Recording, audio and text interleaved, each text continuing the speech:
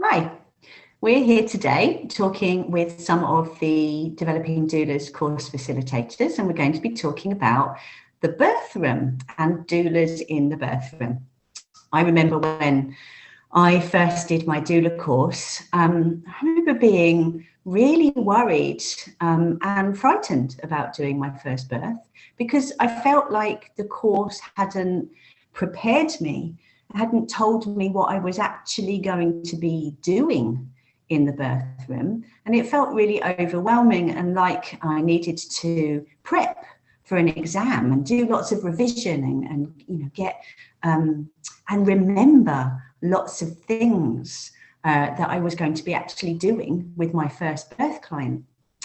And then my first birth came along and I was so nervous, but something really strange happened that day. I found that I didn't think about all of those things that I'd learned about oxytocin, or I didn't worry about things that I felt I needed to be doing in the birth room. I just mothered her. I just cared for her like she was a friend. And when I saw that she was in discomfort, I rubbed her back. And when I saw that she was feeling a bit sick, I grabbed a bowl and I realized that this is the stuff that I do with my kids. And it came completely instinctively and felt really weirdly normal. So I've realized that being a birth doula isn't something that you can swap for.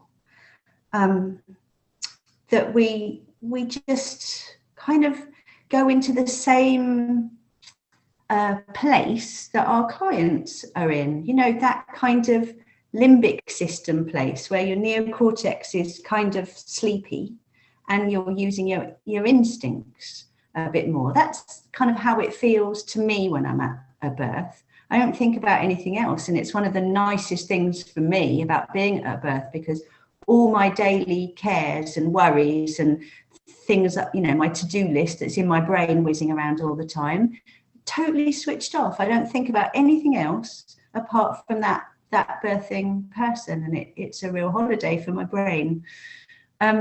So what about you lot? How did you feel when you were just off your doula course and thinking about doing your first birth?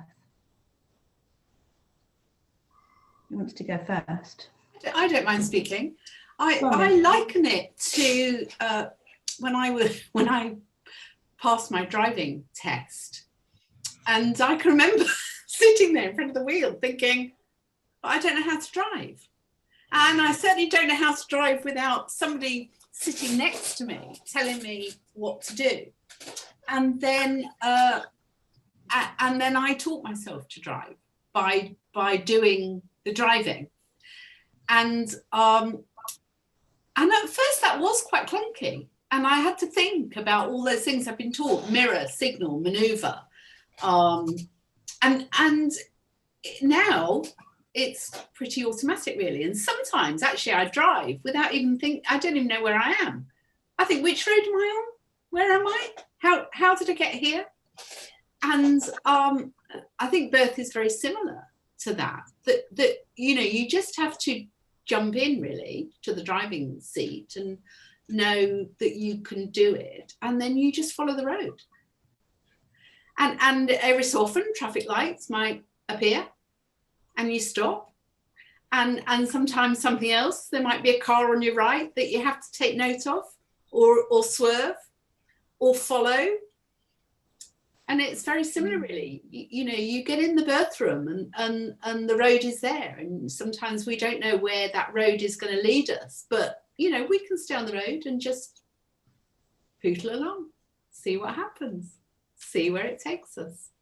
That's a good analogy, I certainly remember feeling like I was learning to drive properly once I was flying solo, so to speak. Yeah. Katie, what about you? I think I was quite terrified to begin with, to be honest. That's probably a good way of explaining it. I I remember for a long time being in on-call windows and not being able to be an active participant in my own life. I was very, I would say, in high adrenaline mode all of the time, waiting for that call, really frightened about missing phone calls, texts. It took me a long time, I think, to shift out of that place and to be in a different place. So that feels quite prominent in my memories of early doulaing. I was very lucky in my first doula experience to work alongside you, Maddie. You were very gracious in sort of inviting me to join you to do shared care, and I remember that feeling like a huge gift actually at the time, because I was able to witness and observe a little bit and join in a way that felt really nice for my first experience. And that also meant that I was doula through my first experience to some degree as well, which was really helpful. And you know what I remember about that experience was that I remember thinking, you saying to me, oh, this is so grateful that you're giving me this opportunity. And I remember saying something like, no, I'm getting as well, you know, learning from you what you say and how you are with the client. And also, what a brilliant gift. You did all of that long bit overnight in early labour, stuck on the ward, and I swooped in for the good bit right at the end and joined you all. So you gave me a gift too, and I think that's a really important thing, that, you know, new doulas, when they've just off a course, they think they've got nothing to give, but actually they've got loads. They've got all of their life experience, all of their instinctive knowing about how to do this job, and they've got all of that support that they can offer another experienced doula working shared care or backup. So I think, you know, we have to try and help new doulas understand what they've already got to give, and to, you know, to have some good self-worth about their abilities. Absolutely. And I love working with new doulas. Sorry, Verena. I love working with new doulas because they're so enthusiastic as well. And sometimes, you know, when we've been doing this for a while, we can get a bit jaded. We can get a bit exhausted and beaten by the system as well ourselves. So being around, you know, doulas fresh off of their training is just it's a gift, isn't it? So I pass that forward, that gift you gave to me. I love doing shared care with new doulas. Sorry to interrupt you, V. What were you going to say, darling? I was just going to say that I so resonate and now remember that, you know, those early on-call gigs, and you know, how my phone was like in my hand all the time and I didn't sleep. And the very first birth that I did, she phoned to say that she'd had a show, and so I went to her, because I assumed that if she had a show, her cervix was opening, and if her cervix was opening, she needed me. And of course, that was fabulous for her, because I was with her for 3 days. And she valued every moment of that love and nurturing and commitment, and feeding her and getting her cups of tea and rubbing her feet, and, you know, just allowing that time to pass. And you know, the reality is I probably don't have the energy for that kind of intensity these days. Back to that new doula, you know, and I'm not suggesting that that's what a new doula should do, but we find ourselves where we find ourselves in those early days, and wherever that place is right for that client. And you would have learned so much by that experience, wouldn't you? About pacing yourself and not using up too much energy too quickly. What about you, Amy? What are your memories of the early days? It's lovely to remember the early days. And I think you're totally right about we get the right clients and the right births, and we can really trust that will happen for us, whatever that is, and we will be in the right place. And I'm also reminded of So the first, so I think I remember thinking, who is going to pick me? Like, no one was going to pick. Why would anyone pick me? But the first person to pick me for their doula, who I wasn't in the end able to support her birth, but just being picked was kind of amazing. So as a friend of mine was pregnant, and she had had a tricky first birth, and so we in the end, I wasn't in the same country as her when she gave birth, and that was fine. But she even benefited from our antenatal, you know, like, I didn't call it antenatal appointments at that point. I was just like being her friend and talking to her about everything that I had learned. And even that, she said, was helpful. And then the first birth that I went to, again, I was thinking, who's going to pick me? And it was an experienced doula that didn't want to be on call over Christmas. I think this is a perfect window for many new doulas, when other doulas just don't want to be on call over in August or at Christmas time. And so she passed an inquiry onto me, and I remember the moment when we were chatting on the phone. She asked me, like, how many births have you? She knew I was a new doula, but she, you know, said, how many births have you been to? And I said, only mine, the one that I gave birth in. And there was a pause, and then she said, oh, that makes me feel much better, because it was her third baby, and she was really worried about me comparing her to anyone else. So she really loved that I was going to be like, I had no previous, you know, I wasn't going to be in any way comparing how she laboured with anyone else. And again, I think it was the antenatal time that we spent together that kind of stood us both in such good stead. In her birth was a very straightforward, beautiful, easy water birth at home.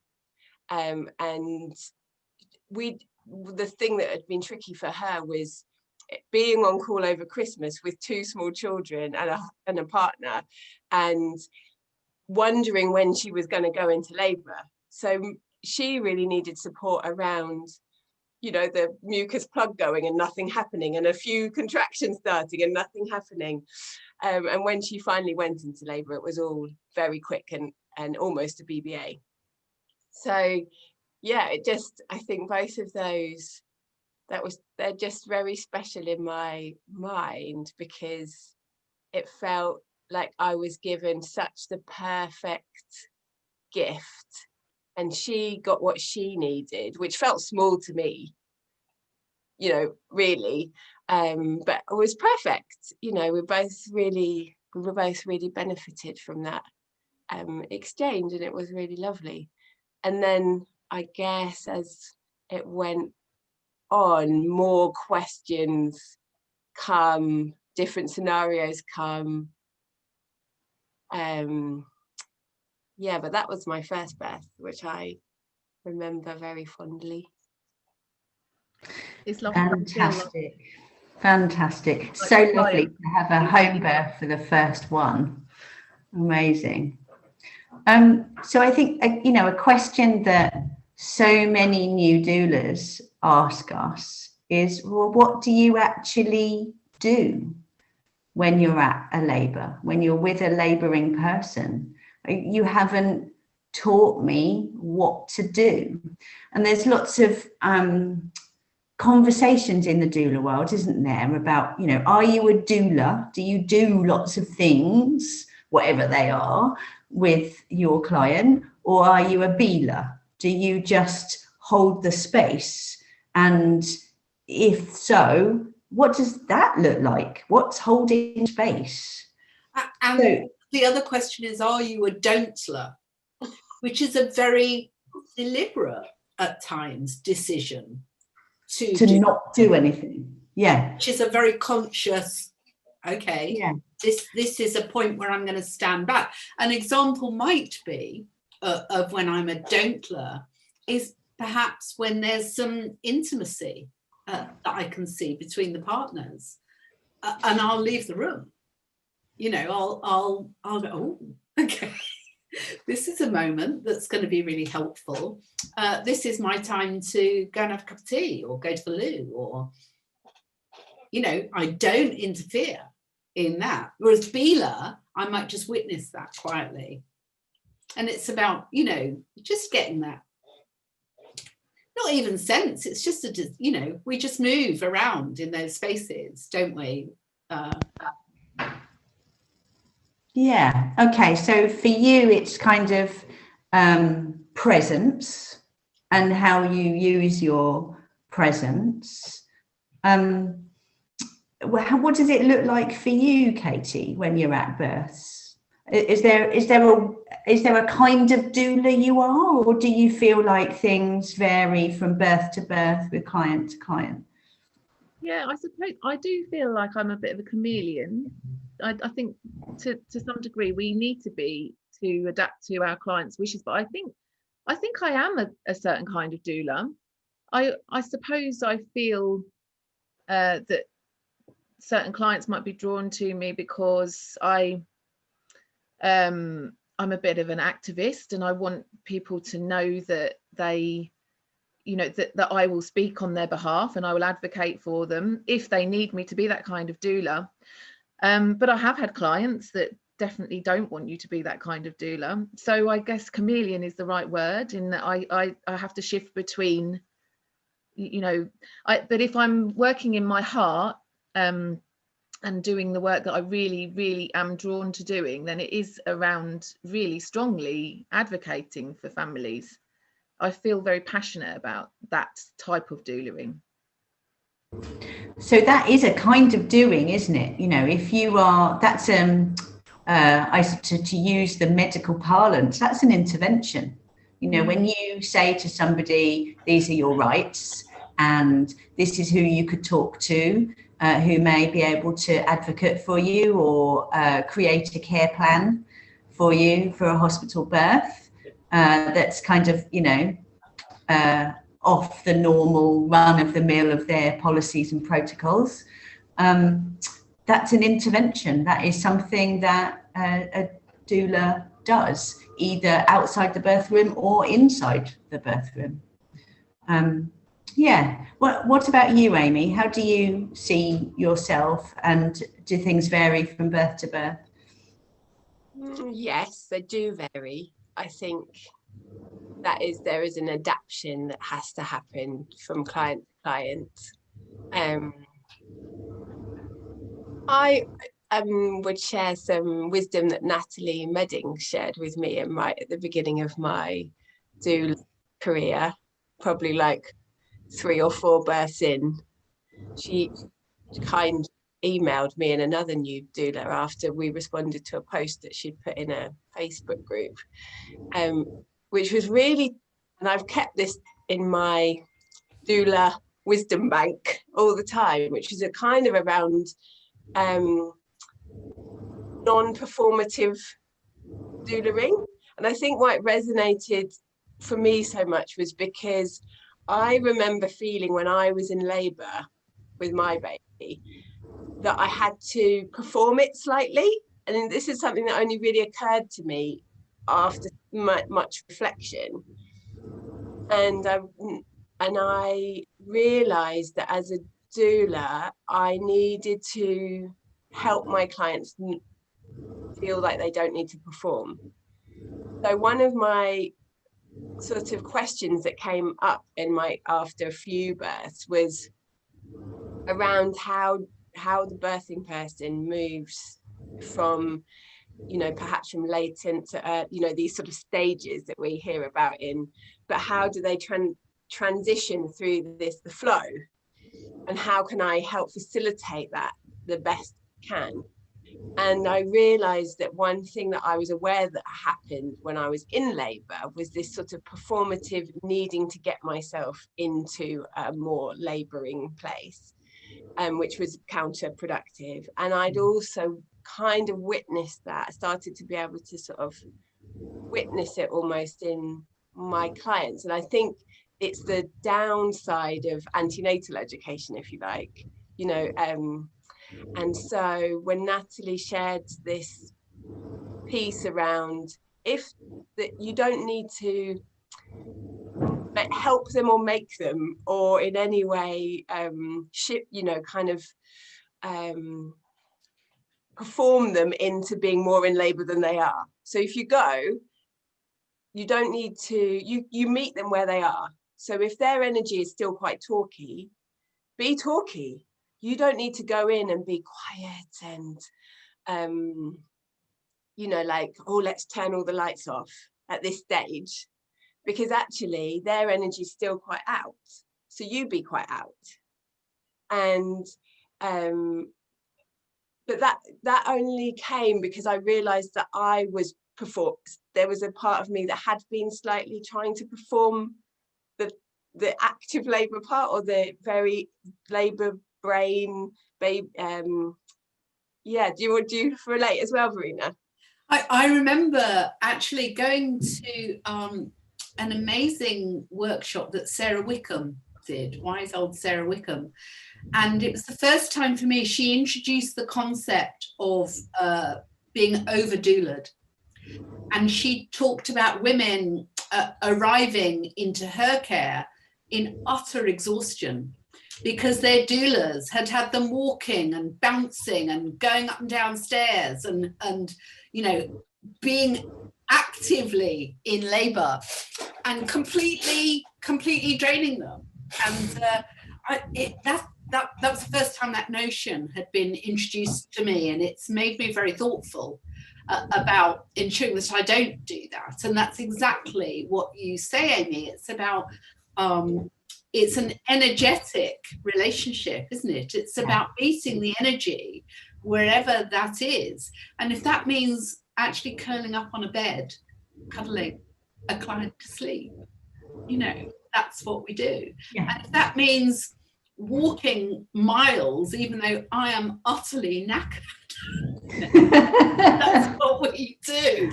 Yeah, I think you're so right, both of you. I think it's about meeting them where they are and accompanying them along the way, completely being led by them. But it's that experience that comes when you've done quite a few births, when you can judge, when actually, rather than following, we might intervene or turn into a slight leader or a signposter along the way. And that's, I think that's something that comes with experience, doesn't it? And I think that is where we start getting into the realms of the doula, the person who says, you know what, now they've found you to be 6 centimeters for 6 hours, perhaps we could play with the rebozo a little bit and see whether that makes a difference. Or perhaps we could do a forward leaning inversion, or perhaps we could go for a little bit of a walk or climb some stairs sideways. Those little things that we pick up along the way, and we might pick them up from another doula, or we might go to a workshop, or we might watch some YouTube videos and listen to other doulas talking about things that they do with clients. And the only way that you decide whether you're going to incorporate them into your practice is by trying, is experimenting. And for me, one of the biggest blessings of being a doula is that always I think back at those clients, those first maybe 20 or 30 clients, and I look at them and think every single one of those births was an experiment. I experimented with something, and then I'd go home and think, well, that was brilliant, that worked amazingly, or I don't know whether I'd do that again, or it didn't work quite right. I wonder whether I did that too early, or whether she just didn't need it at all, or what. And so then you have to repeat your experiments with, in true scientific fashion. You have to take these results and reproduce them to see whether they work the same in different situations. So you're kind of just learning as you go along. But I know other doulas who categorically, even hundreds of births in, never play with rebozo, never use spinning babies or, you know, biomechanics techniques with their clients, because they feel that that's not the kind of doula that they are, that, you know, it doesn't suit their practice. So we kind of develop our skills and our passions as we go along. And of course, a lot of that is to do with the experiences that we have, right? Because I got involved with spinning babies and using those techniques because I had a run of malpositioned babies with mums, clients who ended up with instrumental or cesarean births that they were really unhappy about. You know, if they'd been happy with the outcome, then I don't know whether I would have got quite so passionate about finding ways to prevent that happening. But they said to me afterwards, I wish, if only, there had been something that could have helped that baby be in a better position. So that really gave me a path for exploration and learning, but other doulas have had other experiences that teach them other things. So that's kind of how we evolve. What I'd also say is, you know, sometimes those interventions are helpful and sometimes they're not. Yeah. And that will also influence how we use them, when we use them. I mean, I've got experience of rebozo work being absolutely amazing and rebozo work doing diddly squat.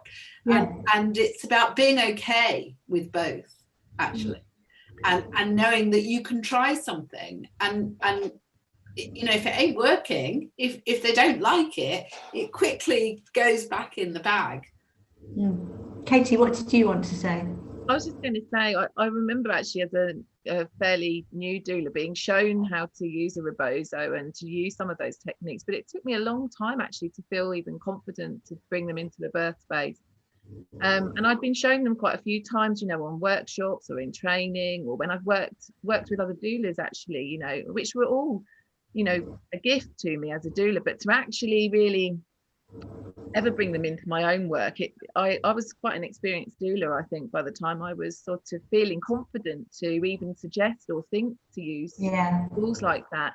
So you know, it is a learning curve, and it is something that I think all of our experiences bring us to evolve as doulas, that and sometimes we won't ever use those techniques, and sometimes that's okay, and sometimes we might get really interested in biomechanics and things like that because of our experience as a doula. And I think it sort of always reminds me of that thing that we learn what we need to learn when we need to learn it, if that makes sense. And I think that certainly happened to me as a doula.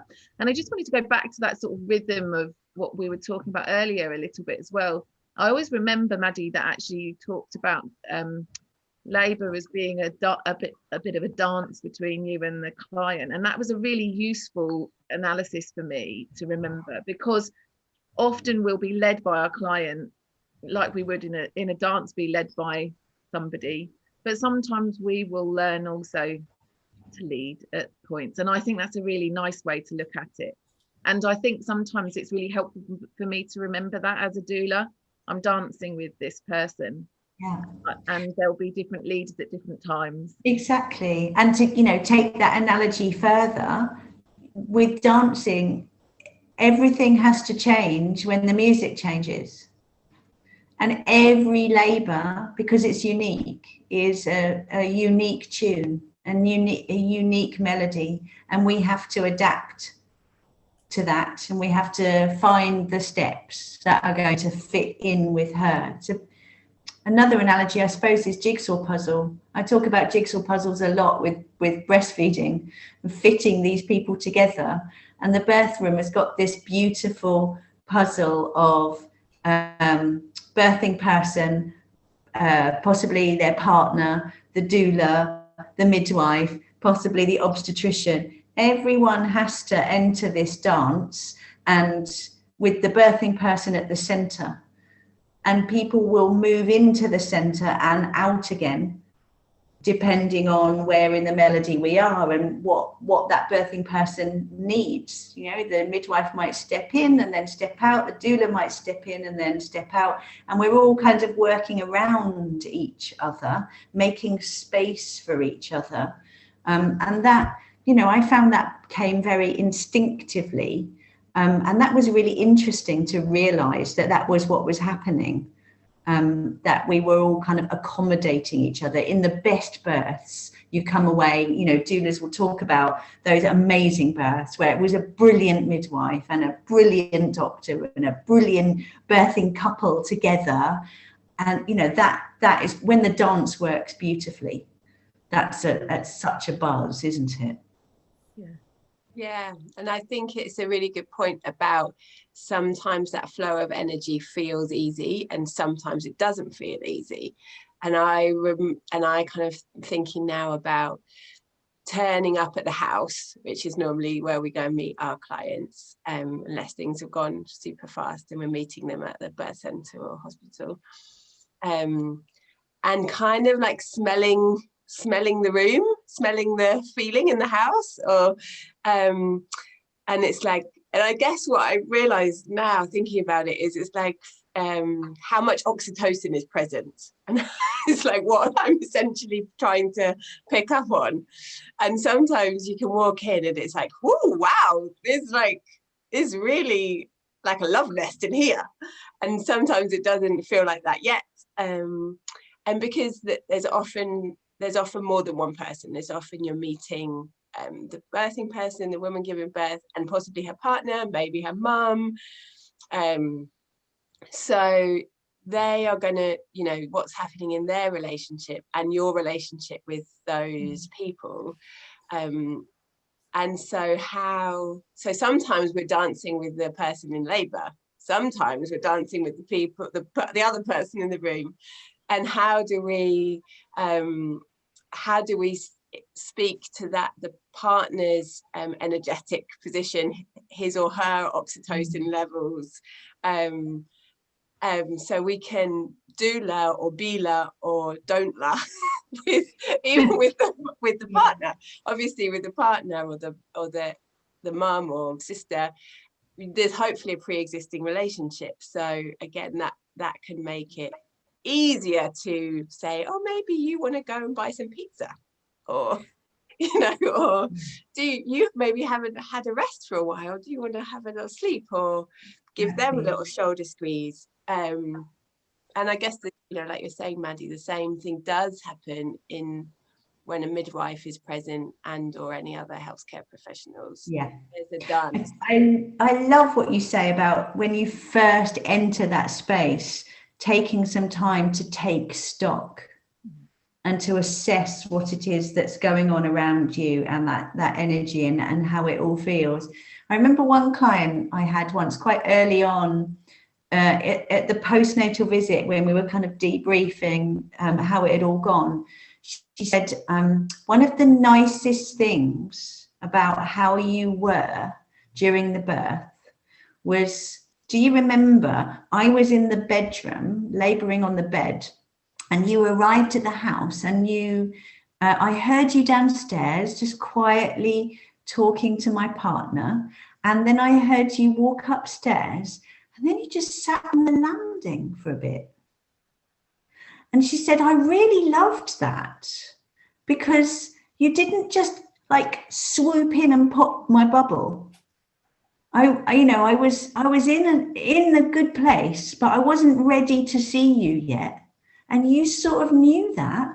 How did you know that? And I said, I don't know. I just wanted to sit on the landing for a bit and listen to you and see whether I could, you know, get some sort of sense of how you were doing and what you might need from me before I came swooping in.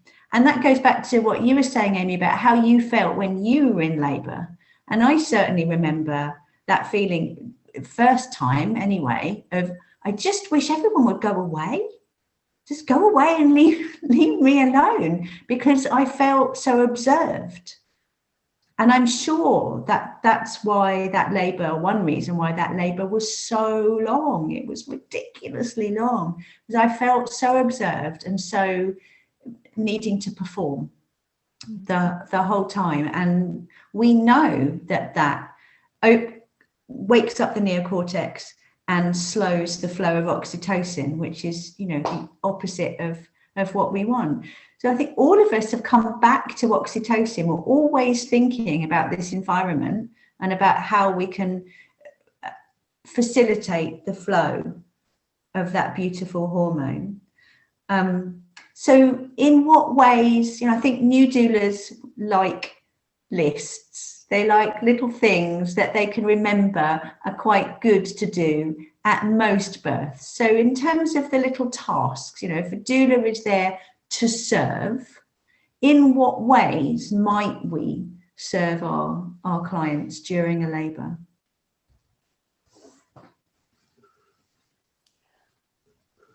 I often feel that I just need to do this to other people in the room, even to the woman herself, is to just try and hold the quiet, to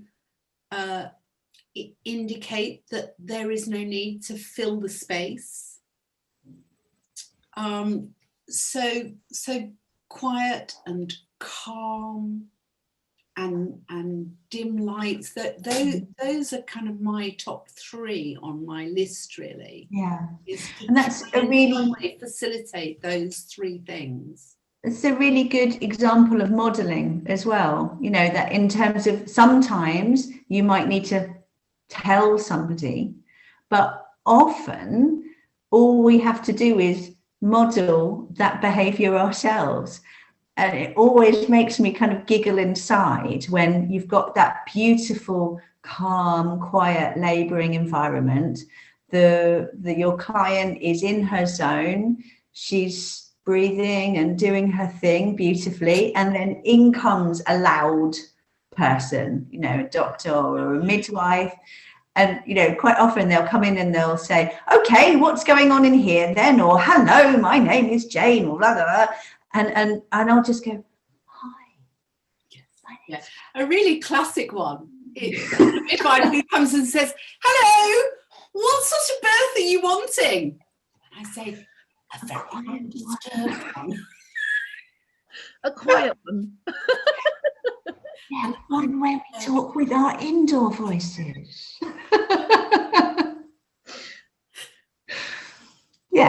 Yeah. So modelling, we might model good behaviour. That's great. What else might we do? Katie, can you think of things that you kind of do on a regular basis?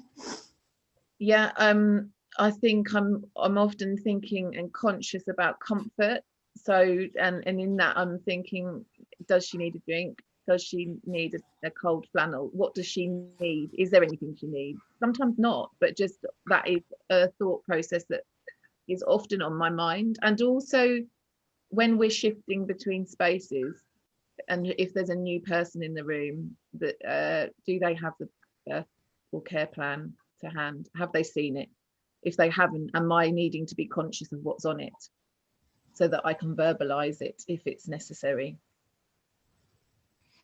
Yeah, so thinking about her basic comforts, keeping her energy up, keeping her hydrated, keeping that birthing person warm enough or cool enough. Those are all the kind of really simple tasks that I think people are thinking about when they talk about doulas mothering the mother. Mm. The kinds of things that we do with our kids, you know. Oh, you're a bit hot. Let's get you a cool flannel. Do you need a wee, darling? Yeah. When's the last time you went to the toilet? Yeah.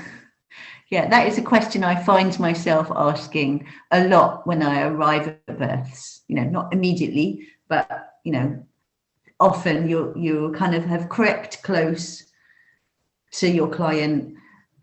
Contraction ends, she'll look up at you and you'll have a little bit of a quiet chat. And often I'll say, you know, been to the loo recently? Because we only have to be at one birth where that descent of the baby has been impeded by a very full bladder, or the client needing an in-out catheter because she's got a litre of wee in there and it's really uncomfortable, to think to ourselves, next time I'm going to suggest she goes to the toilet every couple of hours. And anyway, sitting on the loo is a really, really great place for labour, isn't it? So for me, one of my really simple doula things is to suggest sitting on the loo fairly regularly. It opens the pelvis, it encourages the pelvic floor to relax and let go, and it is typically a very small private place, so it facilitates the flow of oxytocin in a really nice way, and hopefully means that her bladder doesn't get over full. So that's kind of my top tip, really. Amy, what about you? What kind of things do you find yourself doing at births? Well, I like touching people. Sometimes they don't want to be touched, and that's okay. But I probably one of my go-to doings is often physical holding or touching. Not every birthing person wants that, and that's nice sometimes. And I think as my doulaing has gone on, I think I have definitely worked on moving down the body in terms of where I might place my hands. So sometimes the shoulders it might be helpful just to touch the shoulders if I notice that maybe through a surge or contraction there's a bit of holding happening there. But often as the labour flows along, maybe holding legs or feet becomes more helpful, particularly as the woman or birthing person goes towards the birthing part. And I think somehow it's a very useful kind of energetic tool to remind them where their focus is needing to go. So sometimes as the energy of the birthing is traveling along, there can be some fear around dropping further and further down, and sometimes just being touched in the lower part of the body can ground and feel quite safety making and secure. So I think I like physical hand touching, and I do sometimes use Rebozo, but not, I think like Katie, actually it did take a while before I felt like that was just an intervention that I was really wanted to use.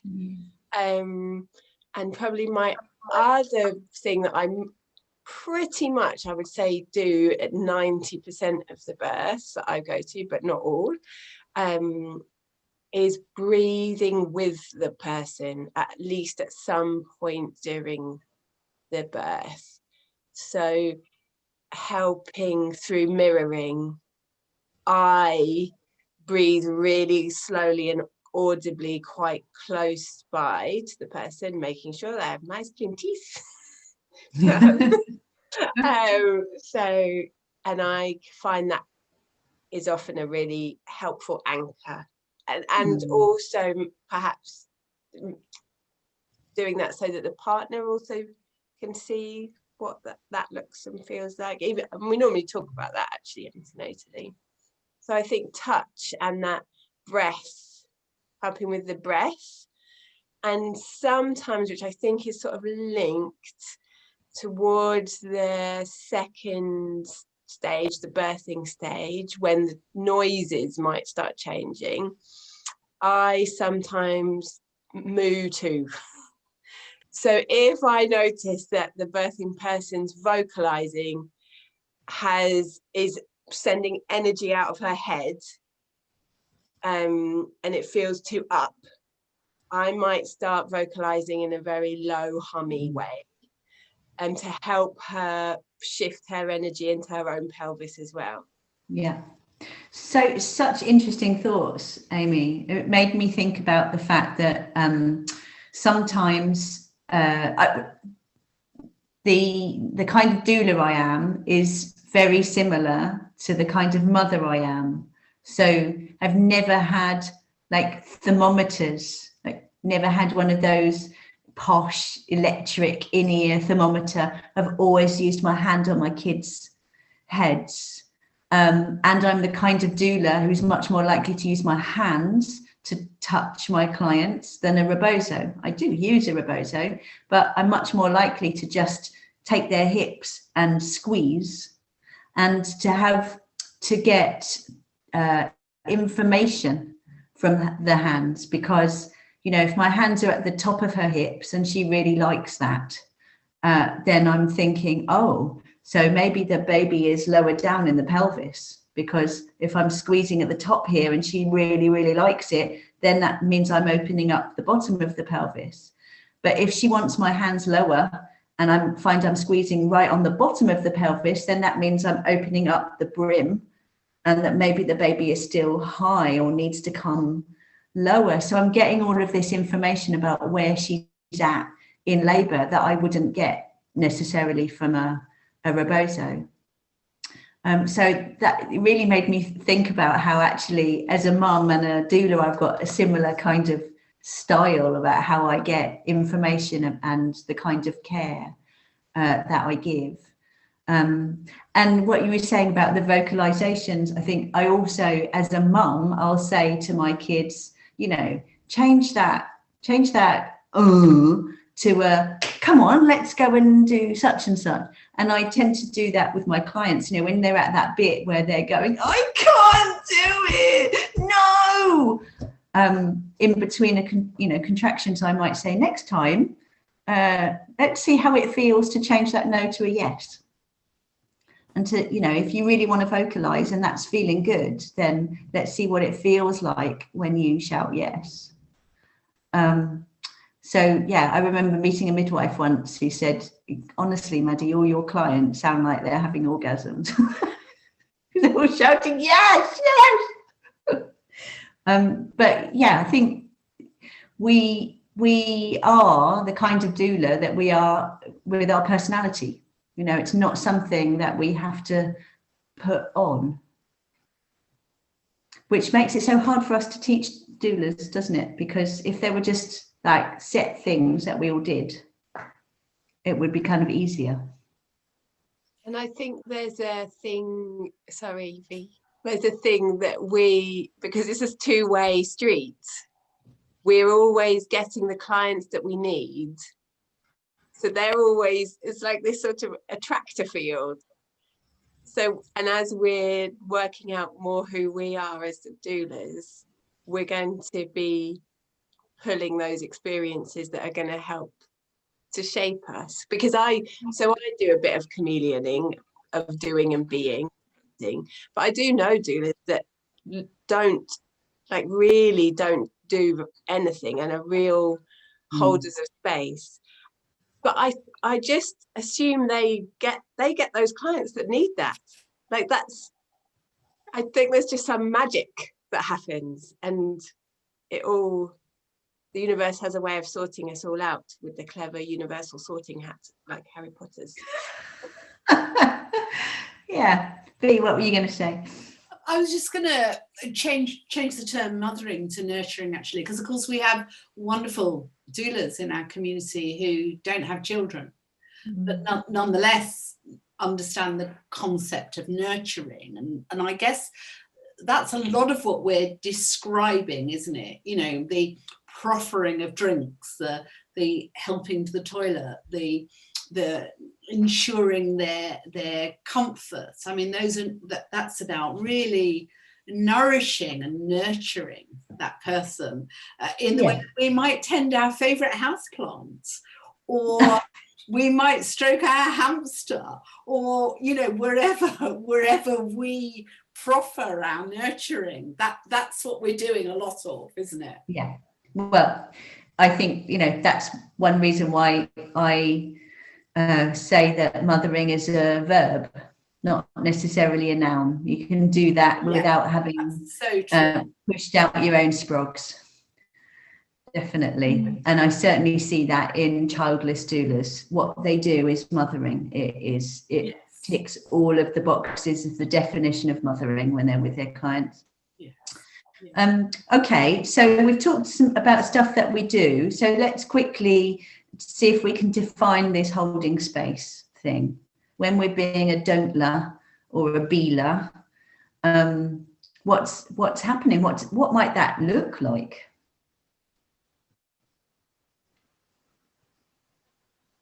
Is that interesting for me? Place of observing without observing without being an observer. And that's actually a tightrope, actually, because we're quietly watching and waiting for things to unfold, but in a way, hopefully, that our client doesn't feel that they're being watched, or that there's a time frame, or that I was thinking about, when we do the doula bit, that's a tightrope as well, because what if we've done all that we know how to do? How do we ensure that our clients don't feel that we've given up? Because we've tried all our tools and they haven't worked. There are lots of, it's all about the dance, isn't it? Because we're in all of those situations of observing without our client feeling observed, of doing without our client feeling that they're being done to, processed. That we're don't-lering without the client feeling abandoned. It's Katie, what do you want to say? So I was just going to say as well, sometimes we become a don't-ler because we've been told not to do something by our clients. So this is about learning from our clients too, and also tuning into intuition to some degree as well. And I've got it really wrong sometimes when I've tried to be a doula and I've tried to do something. And I was thinking, I had a little smile to myself when Amy was just talking about the breath work and breathing with our clients, because it always reminds me of the time when I was told to stop breathing by my client. Stop breathing, because I was modeling breath work and I thought I was doing a great job, but she clearly didn't need that or want that near her. And also I've been told to stop smiling before as a doula. And I've also been told to not touch someone before as a doula, so sometimes we're working things out with our client. And I guess this comes back to that conversation that we have with them when we're getting to know each other, which is, I won't be offended. I might try things that you don't want me to do, and we might not know until we try it. And sometimes we become a beeler through being asked not to do things, and that may just be, I always have a book in my bag in case I need to retreat to the corner, and I always have something to allow me to be in that space, I suppose, but be doing something else that's not going to draw attention away from the birthing family if they need me. I think that's so important, isn't it, that we are present but not just sitting there and staring, because that feeling of observation can really slow labour down sometimes. I remember being very interested to hear a few years ago that the most common or one of the most common causes for complaint to Doula UK was about doulas looking at their phones. And that's interesting, isn't it? Because when you're here, you're definitely not in the room. And I think so. It's when you're being a beeler, there's that kind of, I'm present, I'm available for you, but I'm not staring at you. So I think that's one reason why traditionally midwives and doulas have done a lot of knitting and crocheting and things like that, because your hands are busy and you're saying, I'm not really that interested in you, but I'm here if you need me, and I'll hear if you call my name. And also, you know, if I'm doing this, then I must be not worried about you. And isn't that a really powerful thing? This is my normal. What I'm seeing here is totally looks like a workaday labour. Nothing to worry about, nothing to see here. It's all good. And I've definitely had clients tell me that that was the most powerful thing I did, was just, yeah, you're in labour. This is what it looks like. And that took all the fear and all the panic out of them, and crucially out of their partner as well. So that's, I think, that holding space can be really useful. And I suppose in that category comes things like answering the door, and, you know, because you're just the sort of guardian, aren't you? I've spent a lot of time sitting outside toilet doors, you know, especially in hospital, you don't want to lock the door, because what if something happened and a midwife had to run in? So I'll say, you know, you can go and hang in there for as long as you like. I'll just sit here.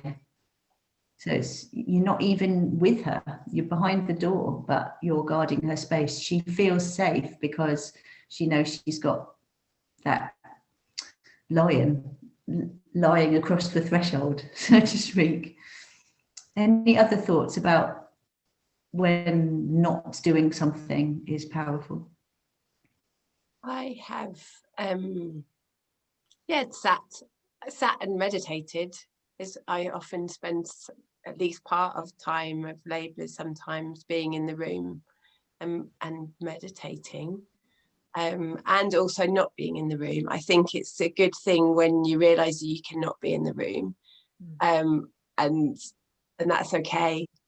Like, you could go make tea for yourself, or, you know, at home, even if it is in a birth centre or hospital, that it's okay to go and have a walk, or even if it's quick, or go and get more water from the water jug, or just be out of the room. That you don't need to be close by. I don't have knitting. I sometimes wish I did have knitting. But I think, I don't know, there's something, like I think you said at the beginning, Maddie, about because we do enter an oxytocin state as well, that, and it's a bit like going on a long haul flight where you're just in the birth. So I think somehow that does allow you to just be in the presence and be in a now state, and kind of drop stuff. And I think like, even if you're a new doula and you think, well, I don't meditate, and I don't, like, what do I have to learn how to meditate? I can't, like, that's not going to sound necessarily that fun, but I think probably we all have experiences of that, of kind of daydreamy, present in the moment, not too much thinking about anything. That kind of it just naturally becomes part of the birth space, and you just fall into that by yourself. Yeah, you do.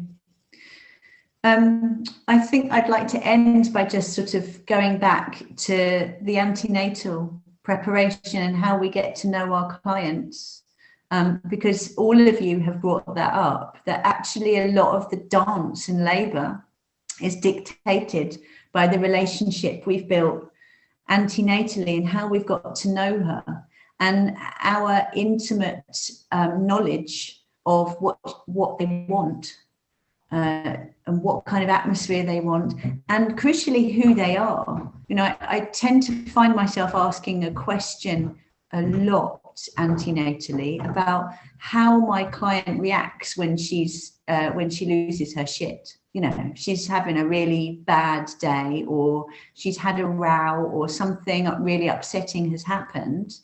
How do they react to that? You know, are they the kind of person who needs physical touch and verbal reassurance? Are they the kind of person who needs to go away for a bit and be alone to kind of get control of themselves and reset? And if they are somebody who kind of, needs to kind of stalk off and slam a door or whatever, are they the kind of person who desires to be followed? And for somebody to say, are you okay in there? Do you need anything? Do you need me? Do you need someone? And asking those questions, especially when you're working with a couple and seeing whether they have different answers to those questions, can be really, really interesting and can give you such a lot of information about how your client might need to be supported during the labour. But that took me, like Katie, took some mistakes for me to learn that stuff. When I remember a client just flinging herself out of a birth room in a hospital and going to the toilet, and me saying to her husband, so does she usually like to be followed or left alone in this kind of situation? And he just looked at me and said, you know what, I don't know. I've never really thought about it. And me thinking, oh, okay, so I need to find this stuff out. And actually, so just as kind of to finish this off, is there sort of anything that you found is really important for you to find out antenatally to help you care for them during the birth?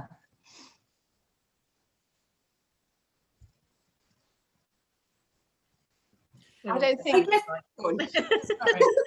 I knew that would happen. Asking the questions, the two questions, what do you think you will need to feel safe, and how do you generally like to be cared for?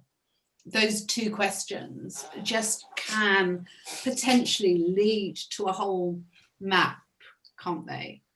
But equally, I quite like to put in the caveats and say things like, the very best intervention that I can possibly give you is time. That's the most important intervention that I will offer you is time. And I may introduce some other things like a rebozo or some hip squeezing, and they may or may not work for you, and you won't know until you're in labour whether they're going to work for you. And I'll soon know if they're not working, because you'll go like that. Yeah, but it doesn't matter, because doulas have got elephant hide, and you can't offend us. Yeah. So I think just letting having that conversation with clients around flexibility, around there isn't a single way to doula. And sometimes we doula, sometimes we beela, sometimes we don't la, and that we will try to read those things as best we can, but we're also open to instruction. We're open to being asked or being guided, or by being able to sense what's needed. And I think just having those conversations antenatally, those aren't the conversations that sadly they have with midwives. Birth planning is a tick list, isn't it? Well, do you want your cord cut? Do you want this? Do you want that? It's a very kind of box ticky exercise. And I think the lovely thing about antenatal discussion is that it's just a free sheet, isn't it, of paper? Absolutely. Yeah. I think one of the things that I often find myself telling clients is that labour doesn't require sentences.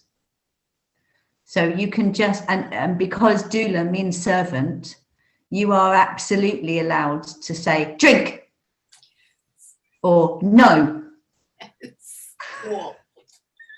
Yeah, exactly. Sentences are not required. With me, with your partner, with your care providers, it's just, not necessary. Just tell us what you need in the smallest amount of words. You can be as dictatorial as you want, because you're the queen bee. So you get to order everyone around. For this time, you are absolutely the boss of it all. And I think going back to what Katie was saying about, if you've got a flavour of doulaing, it's kind of that kind of, human rights activist type doula, and I think I identify with that a lot. I tell my clients that they are the boss of everything at all times. And just saying on that topic, Maddie, you know, that we are, you know, we're thick-skinned. I'm actually not. And I know I need to be, and I say all of this stuff to my clients. Of course I do, but sometimes I have to go away and lick my wounds, and I need to be able to do that with. So I think that's a really important one, isn't it? It's learning. You know, you do learn, and sometimes, you know, sometimes you, even now as an experienced doula, I'll get it wrong, and I need to go away and swear and cry a little bit about it with someone, and feel sorry for myself away from my client. I just hope that whatever it is that perhaps I didn't get right at the time isn't going to be the thing that they remember for the rest of their life, and that I did enough stuff right that it was all okay. But it is really, antenatally, is, I think it's a key about all of our doulaing, isn't it? It's a difference that we have in comparison to other people that will be around them during their birth, is that we actually genuinely want to get to know our clients. We want to know about them. We want to know how they want to be cared for, who they are as a person, what makes them tick, what they love, what they really hate. We want to know all of that stuff, and that is what our sessions are for, when we get to know them. Yeah, absolutely. Well, we're going to bring this interview to a close now. I'd like to thank you so much, Amy and Katie and Verena, for the rich conversation. I'm sure that new doulas will find it incredibly interesting. Thank you very much. Thanks, Maddie. Thank you, guys. Do you want to stop the recording, Bea?